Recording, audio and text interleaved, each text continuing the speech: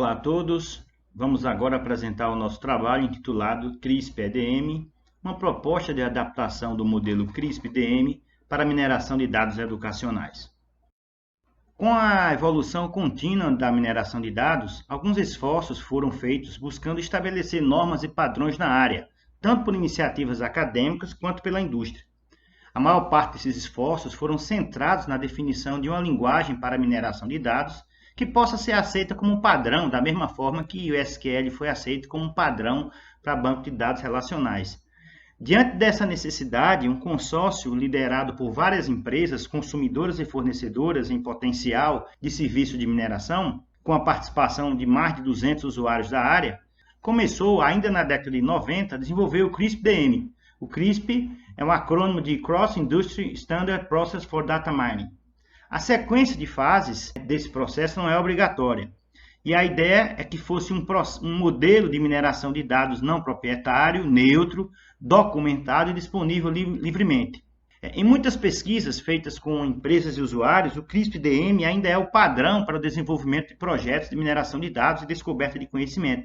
Esse campo avançou bastante, nesses 20 anos de ciência de dados, e é agora o modelo preferido, o método preferido na mineração de dados. Com a consolidação desse método para o processo de data mining, isso é uma consequência natural que os processos de mineração de dados em contextos educacionais também possam se valer desse percurso metodológico para uma melhor efetivação em projetos de mineração de dados. No nosso caso, nós apresentamos uma proposta de adaptação do CRISP-DM para a mineração de dados educacionais. Vamos falar então desse processo de adaptação do CRISP-DM para o CRISP-EDM. Para melhor adequação ao contexto da mineração de dados educacionais, então esse processo do CRISP-DM foi adaptado para um contexto, um cenário de dados educacionais e intitulado agora de CRISP-EDM.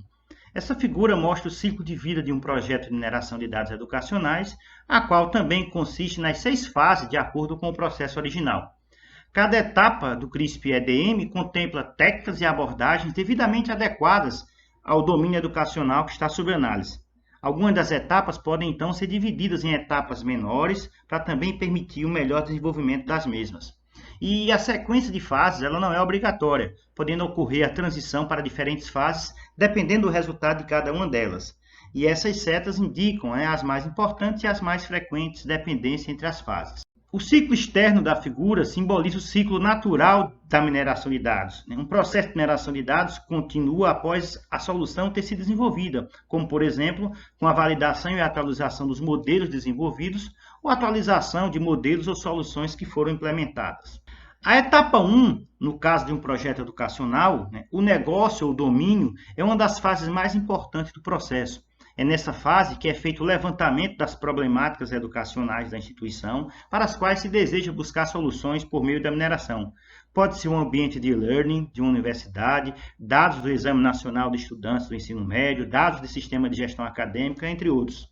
E aí conhecer bem o domínio pode ajudar na definição dos objetivos da mineração e na escolha apropriada de variáveis que serão coletadas para o processo. Essa etapa também pode ser realizada durante a fase de justificativa e na análise da literatura, com o entendimento do domínio a ser explorado e do principal problema a ser tratado com a mineração de dados educacionais na pesquisa. Em um projeto de EDM, a etapa 2 pode acontecer, por exemplo, na análise inicial dos dados de um ambiente de aprendizagem ou na compreensão dos dados produzidos por um censo escolar. É importante e recomendável também que, sempre que possível, essa escolha de dados seja a partir de alguma teoria educacional já consolidada, para que possa ter o respaldo dessas escolhas das variáveis. Como, por exemplo, eu posso pensar nas variáveis comportamentais baseadas na teoria da distância transacional, de Moore, ou da autorregulação de aprendizagem, de Zimmermann. Em um contexto educacional, essa etapa de preparação de dados pode envolver, normalmente, a junção das bases de dados, a extração, a transformação e limpeza das variáveis para a construção das tabelas que serão analisadas.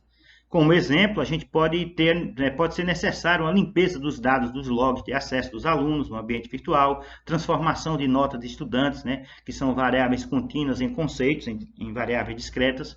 E aí nós podemos ter problemas como diferentes bases ou versões de ambientes, gerenciadores de banco de dados, e aí isso exige um cuidado no tratamento e na unificação desses dados para não comprometer a integridade dos mesmos. A etapa 4, a modelagem, né, nessa etapa são definidas as técnicas de modelagem dos dados, especificamente um conjunto de algoritmos de aprendizagem de máquina, bem como seus ajustes, né, ou parâmetros. Por exemplo, pode-se definir um modelo de previsão de tendência à evasão de alunos na EAD, ou então a definição de agrupamento de alunos de acordo com suas características de interação em ambiente virtual. O que acontece é que, geralmente, a gente faz uma opção pelos parâmetros default nos algoritmos de mineração, e à medida que o processo avança, os resultados preliminares forem obtidos, a gente pode promover alguns ajustes nesses parâmetros, no sentido de se buscar um refinamento nos resultados finais, ou mesmo estabelecer comparativos entre os algoritmos disponíveis para a tarefa. A etapa 5, avaliação do modelo, deve-se verificar como os modelos desenvolvidos com as técnicas de mineração são executados nos dados reais. É importante validar os modelos de mineração, entendendo suas qualidades e características antes de implantá-los em um ambiente de produção. Um exemplo dessa etapa, em um contexto educacional, seria avaliar se os modelos preditivos de desempenho de alunos atendem às taxas de acurácia, de precisão, de recall, que são aquelas métricas, né, que são muito divulgadas na literatura. Se essas métricas elas são compatíveis com outros trabalhos ou com resultados esperados.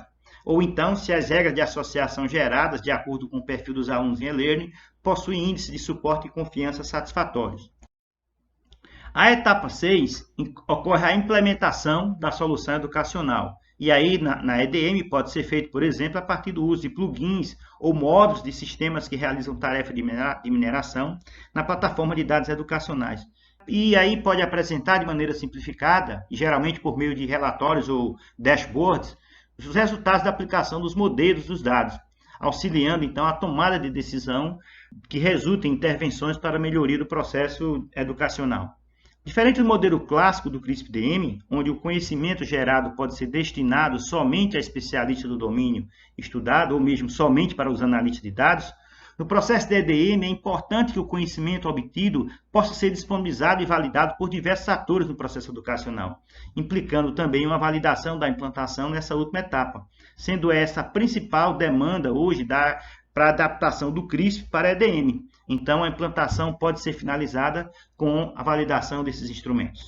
Como forma de validar a adaptação do CRISP-DM para o CRISP-EDM, tal proposta de adaptação foi apresentada e aprovada em 2 teses de doutorado, cujas referências estão no trabalho original, sendo também adotada em trabalhos posteriores, sem que, entretanto, tal método fosse tão detalhado quanto nesse trabalho.